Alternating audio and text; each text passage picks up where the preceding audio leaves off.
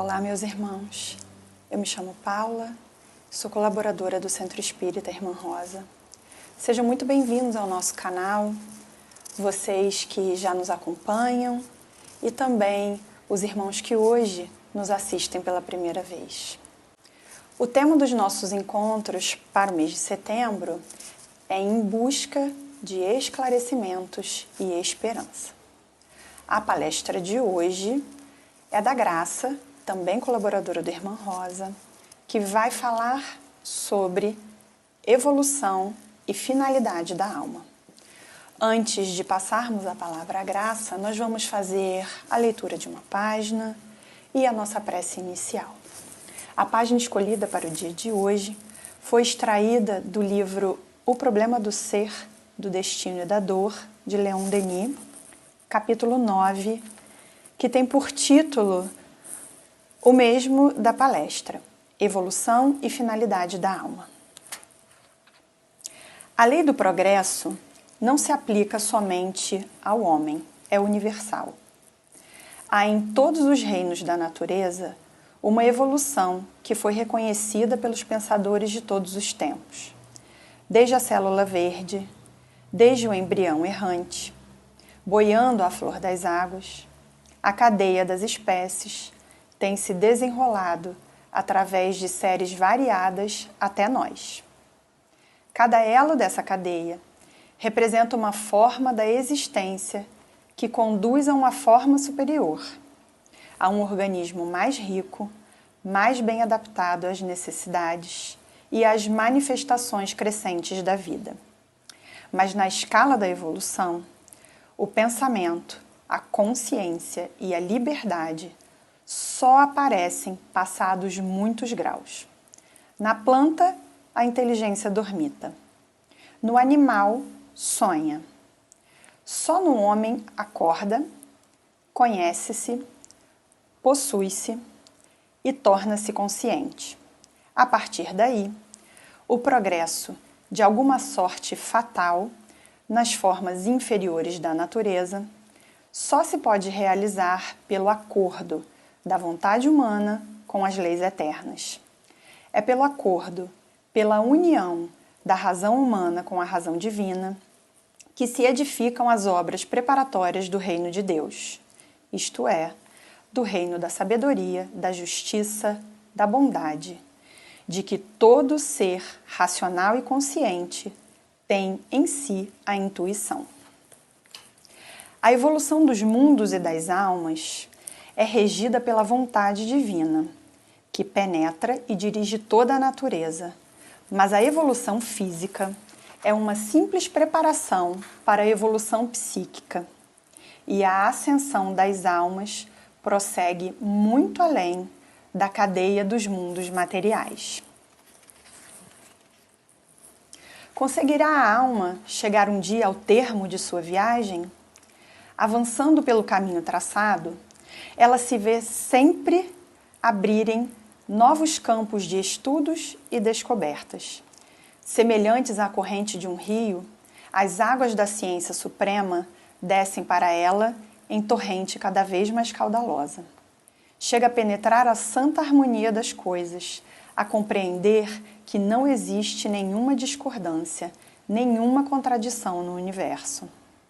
Que por toda parte reinam a ordem, a sabedoria, a providência. E a sua confiança e o seu entusiasmo aumentam cada vez mais.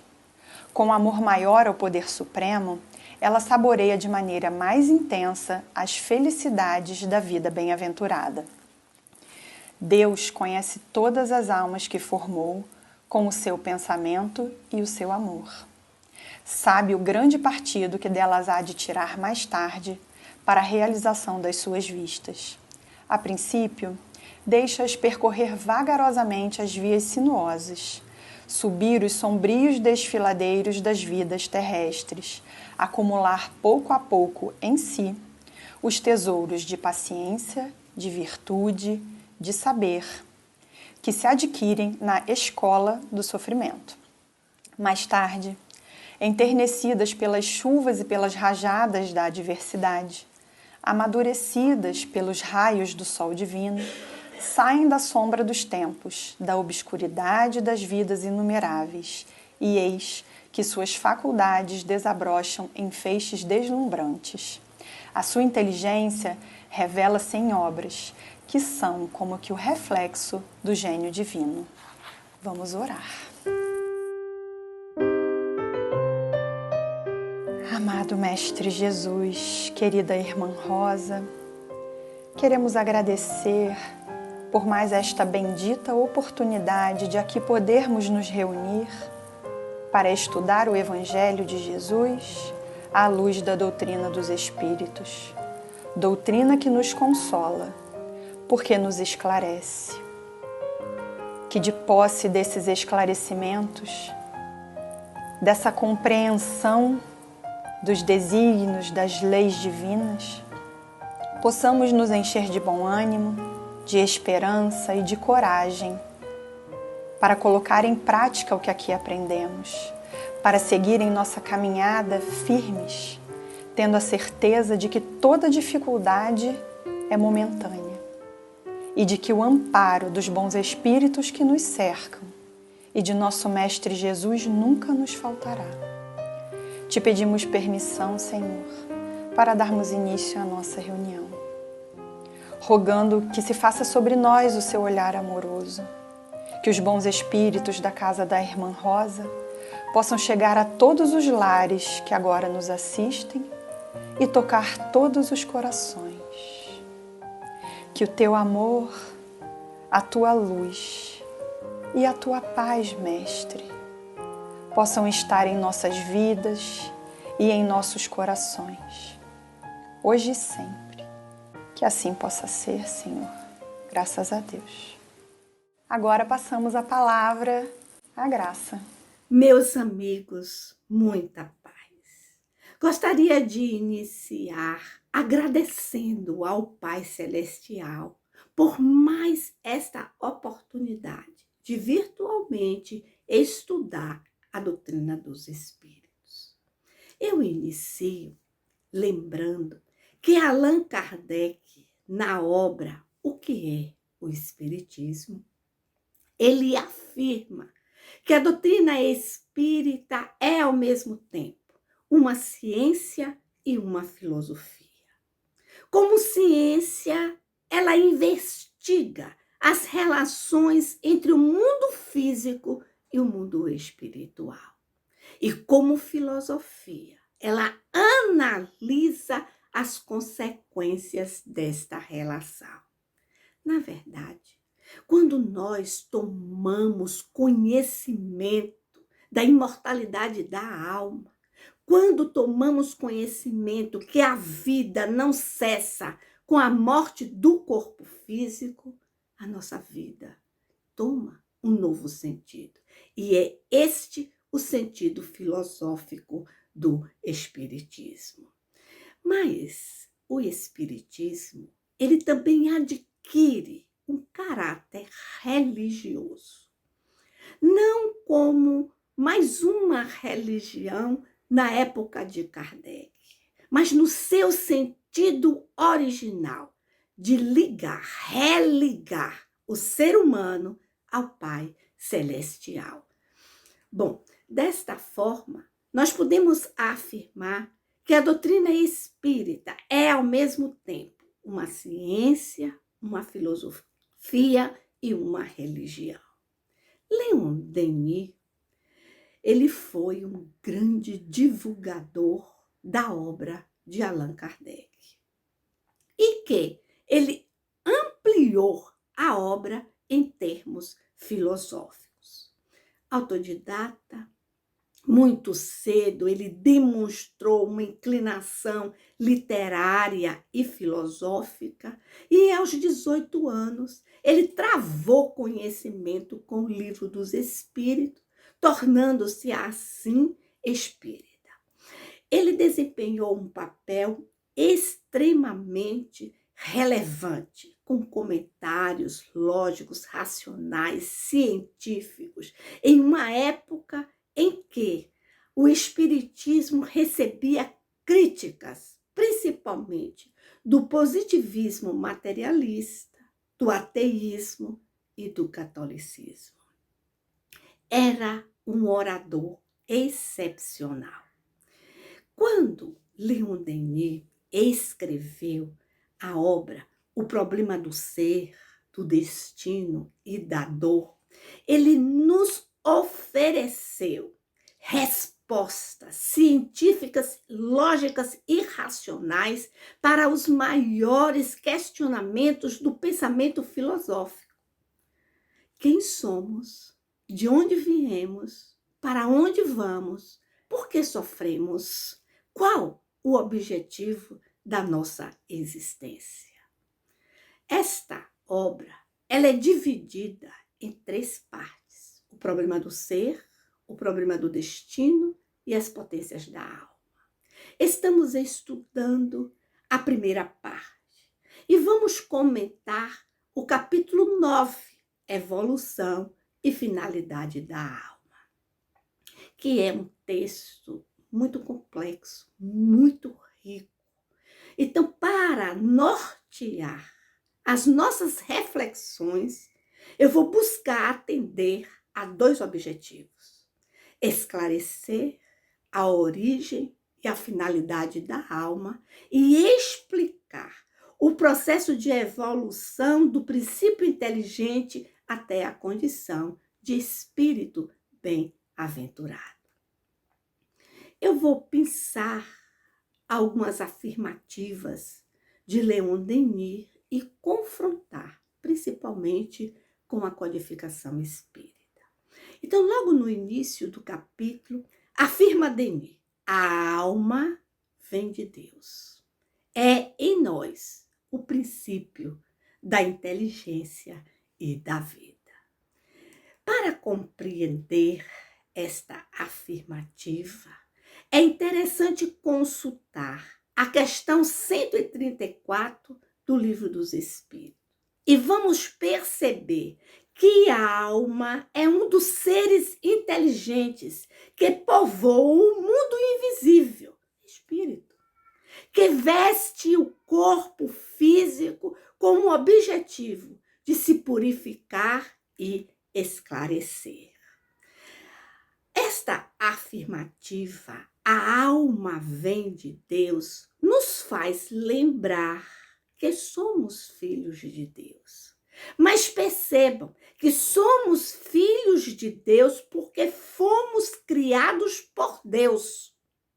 Não uma emanação ou uma porção da divindade, como esclarece a questão 77. Mas na questão seguinte, na 78, nós percebemos que a alma é imortal. A alma não é eterna. Eterno é Deus. Se a alma fosse eterna, ela iria se igualar a Deus. E isso, claro, não é possível. A alma é imortal. Mas o apóstolo do Espiritismo afirma: a alma é uma essência misteriosa, escapa à análise, como tudo quanto dimana do absoluto, como tudo aquele que vem de Deus. Bom, voltando a consultar o Livro dos Espíritos, agora na questão 17 e na questão 81, nós percebemos que os Espíritos esclarecem que Deus não permite que tudo seja revelado ao homem neste mundo, na nossa condição espiritual. Nós somos espíritos de terceira ordem, somos espíritos imperfeitos. Mas é claro que à medida que vamos ascendendo na escala evolutiva, vai ficando mais fácil compreender as mensagens de Deus. Aqui eu lembro de Jesus. Jesus ali em Jerusalém, onde ele vai participar da festa da dedicação, que é bem conhecida como Festa das Luzes. Eram cerimônias que se realizavam por uma semana. Estava Jesus no templo, no portão conhecido como de Salomão, quando os judeus se aproximaram. E aí questionaram a Jesus: até quando? Não vai atender às nossas expectativas? Diz logo que és o Cristo, diga logo que é o Messias, diga abertamente. E Jesus respondeu com uma expressão que deu margem à interpretação errada. Jesus afirma: eu e o Pai somos uno. Eles entenderam que Jesus estava afirmando que era Deus e apanharam pedras para apedrejá-lo. João, o evangelista, no capítulo 11, afirma que a partir daí eles começaram a planejar a morte de Jesus. Mas percebam que com o Consolador prometido, nós compreendemos perfeitamente. Jesus é um espírito bem-aventurado. Jesus evoluiu a tal ponto que ele compreende perfeitamente as mensagens vindas de Deus. Mas segue Leon Denis: a alma é uma partícula da essência divina projetada no mundo material. O poeta. Mas percebam que nesta afirmativa, Denis, ele aqui destaca os dois elementos gerais do universo, o espírito e a matéria. Na questão 27, Kardec pergunta à equipe espiritual se o espírito e a matéria são os elementos construtivos do universo. E os espíritos respondem que sim e lembram o Pai, o Criador de todas as coisas. Deus, Espírito e matéria, a Trindade universal. Mas percebam que nesta questão, espírito encontra-se em letra minúscula. E podemos nos perguntar por que espírito está aqui em letra minúscula? A resposta se encontra nas questões 23 e 24. Espírito em letra minúscula significa o princípio inteligente do universo, sendo a inteligência o atributo essencial. Neste momento, seria importante consultar a Gênese, o capítulo 11, o item 23, onde nós vamos ler: o princípio inteligente tem a sua origem no elemento inteligente universal. E este elemento inteligente, ele passa por um processo de elaboração e individualização até transformar-se no ser denominado espírito com letra maiúscula. Mas, voltando à questão 27, eu ainda queria que vocês percebessem que nesta questão os espíritos falam de um fluido que serve de ligação, que é denominado como fluido cósmico universal. É deste fluido que nasce, que gera tudo, toda a matéria que existe no universo. É claro que existem matérias tão sutis que nós, com os nossos sentidos humanos, não podemos perceber. Seria interessante consultar a Revista Espírita de agosto de 1858, onde Kardec escreve um artigo muito interessante, Habitações do planeta Júpiter. É desta matéria que eu estou, nesse momento, me relacionando, né? É dessa matéria sutil que são construídas as habitações, as colônias espirituais. Mas o que é matéria para a doutrina espírita? A resposta se encontra na questão 22. Matéria é o laço que prende o espírito. A matéria é um instrumento indispensável para a evolução do espírito. Com letra minúscula. É claro, aqui eu queria lembrar que quando nós falamos em matéria, lembramos logo dos átomos. Diziam os gregos que os átomos era a partícula indivisível da matéria. Hoje nós sabemos que essa afirmativa não é correta, mas nós não vamos nos aprofundar nesta questão. Vamos sim lembrar que os átomos, eles se unem e formam as moléculas e os compostos químicos. Assim podemos afirmar que os átomos, eles congregam-se em colmeias imensas, cada vez mais complexas.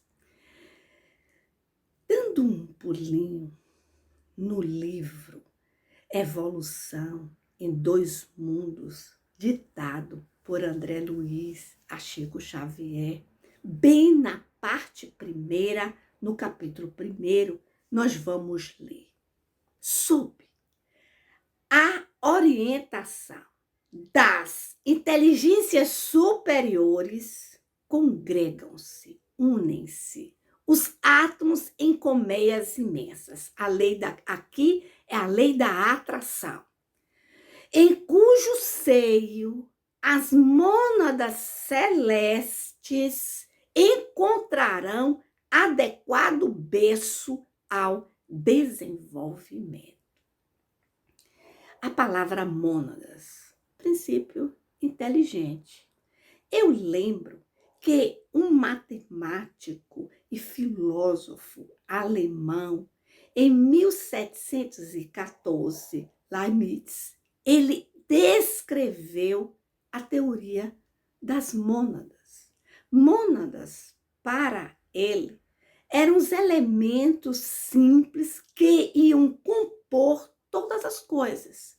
Observem que o Livro dos Espíritos foi publicado 143 anos após a teoria das mônadas. Mas esta afirmativa aqui de André Luiz é muito interessante, porque percebam que o princípio inteligente, ele precisa da matéria para evoluir. Por outro lado, a matéria necessita do princípio inteligente também para evoluir, para se tornar cada vez mais complexa. Eu diria que o princípio inteligente é a força que impulsiona a matéria a evoluir. Sem a presença do princípio inteligente, a matéria iria ficar estacionada. Isto, claro, com a presença dos espíritos superiores. percebam que esta força vai impulsionando os átomos a conexões cada vez mais complexas, formando as biomoléculas inorgânicas. Lembramos aqui que dois átomos de hidrogênio se unem com um átomo de oxigênio e o resultado é uma molécula de água, que é do reino mineral. Aqui também faço uma outra lembrança. No homem adulto, o sexo masculino, 60% do seu peso é de água. Na mulher, 55%. Os seres inorgânicos, conforme o livro dos Espíritos, não possuem vitalidade, né? Os seres inorgânicos não possuem fluido vital. Ele é formado apenas pela agregação da matéria. Aqui seria interessante consultar o livro dos Espíritos na primeira parte, no capítulo 4. Aí vamos, assim, perceber que esta força vai impulsionando a conexões cada vez mais complexas, formando as biomoléculas orgânicas. Aqui os carboidratos, os lipídios, as proteínas, os ácidos nucleicos. Percebam que o princípio inteligente, ele está transitando nos reinos mineral, vegetal e animal. Analisando a questão 607A, percebemos que os espíritos esclarecem que este é um período importante. Lembram que este é um período preparatório e comparam com a germinação. Mas esclarece os espíritos que a partir daí a individualização e a transformação do ser em espírito com letra maiúscula. Mas também nos chamam a atenção que a época e o modo como é feito essa transformação nos é desconhecido. No período de humanização, ou seja, no reino hominal, o ser começa a ter consciência. Consciência de si mesmo, consciência do seu futuro, é capaz de distinguir o bem e o mal. E, claro, aqui ele responde pelos seus atos. Voltando a Denis, no livro, ele nos diz: tudo no universo está submetido à lei de progresso. Desde a célula verde, desde o embrião errante, boiando a flor das águas, a cadeia das espécies, as diferentes manifestações do princípio inteligente, tem-se desenrolado através de séries variadas até nós. De acordo com a questão 93, nós percebemos que os espíritos, eles atuam os fluidos espirituais através do pensamento e através da vontade. O pensamento e a vontade é para os espíritos o que significa as mãos para os seres encarnados. Aí nós já temos condições de compreender o livro O Mecanismo da Mediunidade. Aqui no capítulo 4, Matéria Mental. Percebam que André Luiz aqui, ele nos chama a atenção, ele afirma que os átomos mentais inteiros, regularmente excitados, na esfera dos pensamentos, produzirão ondas muito longas ou de simples sustentação da individualidade. Nós estamos aqui percebendo que André Luiz está nos lembrando que os seres humanos produzem pensamentos ininterruptamente. Ou seja, nós sabemos que os especialistas nesta área, eles afirmam que diariamente o ser humano emite cerca de 60 mil a 70 mil pensamentos. E que estes pensamentos, conforme a orientação de André Luiz, são ondas. Pensamentos são ondas. E estas ondas, elas podem ser ondas longas, ou seja, ondas de menor frequência e de menor poder de criação. Como estas ondas, elas podem ser ondas curtas, de maior frequência e de maior poder de criação. Os espíritos superiores emitem ondas curtas, ondas de maior frequência e maior poder de criação.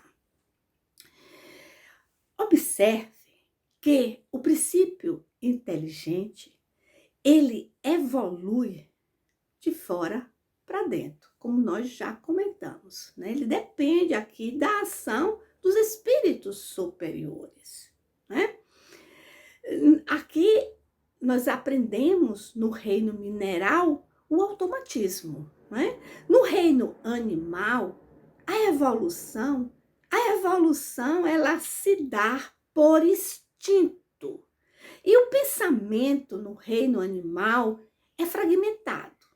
É claro que, de acordo na escala onde se encontra aquele animal neste reino, ele já elabora aqui, vamos dizer, pensamentos muito simples, são pensamentos fragmentados, são ondas fragmentadas, não existe aqui corrente mental, diferente do ser humano. No ser humano, a corrente mental aqui é projetada e ela, claro, vai servir como uma verdadeira teia, entrando em conexão com outras correntes mentais. Daí o poder mediúnico, o potencial mediúnico do ser humano. O animal não tem potencial mediúnico, por quê? Porque os seus pensamentos são fragmentados, não é? Nesta fase, no reino hominal, o ser, então, ele elabora pensamentos complexos e este pensamento tem, assim, poder de gerar força. E o pensamento, nós lembramos, são transportados pelo fluido cósmico universal. Assim é que o ser no reino hominal começa a ter realmente consciência de si mesmo, da sua individualidade, do bem e do mal. É nesse momento que ele se percebe como um ser que é filho de Deus. Quanto mais consciente se torna, maior será o seu livre-arbítrio. Desabrocha assim a sua capacidade de autogestão. Como princípio inteligente, ele evoluía com forças externas, era impulsionado para evoluir pelos espíritos superiores. Na condição de espírito, tem o domínio de se conduzir, desabrocha aqui seus potenciais internos, as potências das almas. Quanto mais evoluído, mais essas potências desabrocham e mais ele se aproxima de Deus. Destacamos neste momento uma das potências da alma, que é a vontade, que ainda estudaremos neste mês, neste temário, no dia 21, a vontade.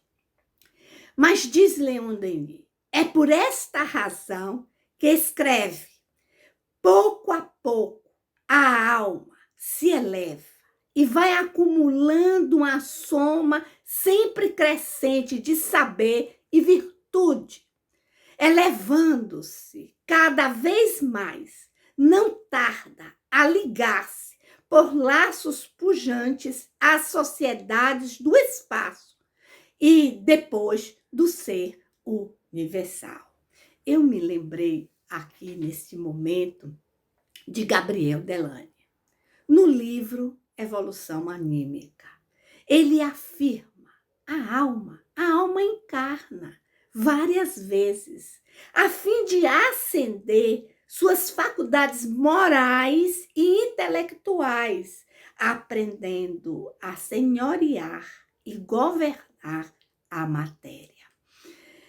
Vamos também lembrar aqui de Jesus. Jesus, quando se encontra com Nicodemos. De acordo com João Evangelista, ele responde ao fariseu: em verdade te digo, que se alguém não nascer da água e do Espírito, não pode entrar no reino de Deus. Observe que Jesus aqui se refere aos dois elementos gerais do universo: a água, que é matéria, e o espírito. Na nossa jornada evolutiva, ela deve ser equilibrada, deve haver um equilíbrio entre os dois planos, entre o plano físico e o plano espiritual. São as duas asas, né? Aí diz Leon Denis, cada elo da cadeia das espécies, as diferentes manifestações do princípio inteligente, representa uma forma da existência que conduz a uma forma superior. O pensamento, a consciência e a liberdade só aparecem passado muitos graus.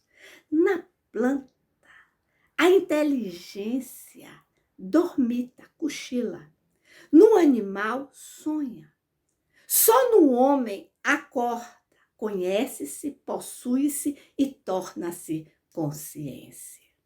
Aqui eu me lembrei de Alexandre, agora no livro Missionários da Luz, bem no capítulo 9, quando Alexandre, o instrutor, diz a André Luiz, lembre-se de que os organismos mais perfeitos da nossa casa planetária procederam inicialmente da ameba.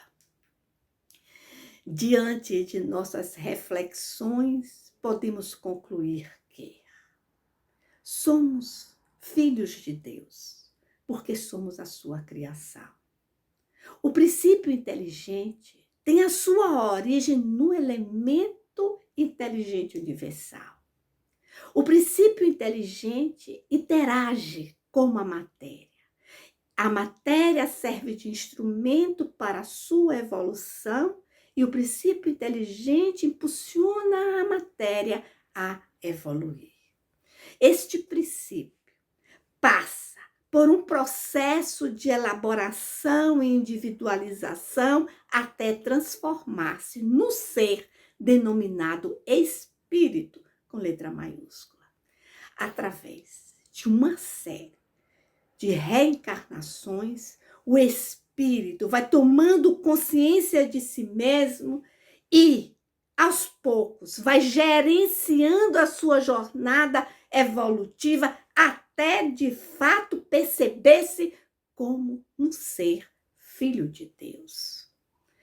Adentrando na condição de espírito bem-aventurado, ele estará intimamente associado à obra divina.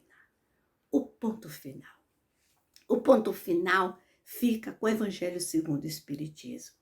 No capítulo 3º, no item 16, onde nós vamos ler, observe que é uma mensagem de esperança que nos diz: cada turbilhão planetário a deslocar-se no espaço em torno de um centro comum arrasta consigo seus mundos primitivos, de exílio, de provas, de regeneração e de felicidade. Meus amigos, espero ter contribuído para o esclarecimento desse tema tão importante, tão relevante para o entendimento dos postulados da nossa doutrina, da doutrina espírita. Muito obrigado por terem me ouvido. E agora nós vamos passar um áudio com a prece final, com irradiação e fluidificação das águas. Muita paz para todos. Muita paz, muita luz para todos.